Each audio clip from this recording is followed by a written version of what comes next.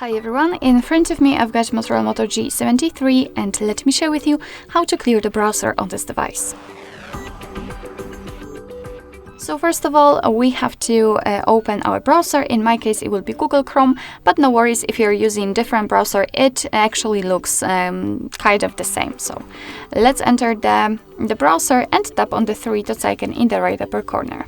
Now we have to enter the history, and as you can see right here we've got the list of all previously visited websites, and of course if you want to you can remove them manually one by one just by tapping on this X button right next to them and they will immediately disappear. But if in your case this list is so wide and you don't really have time to do it manually, then I simply recommend to tap on clear browsing data, and here we can do it automatically. Here we've got some basic and advanced options, so we can remove the browsing history, cookies, inside data, and cached images and files, and this is the basic one.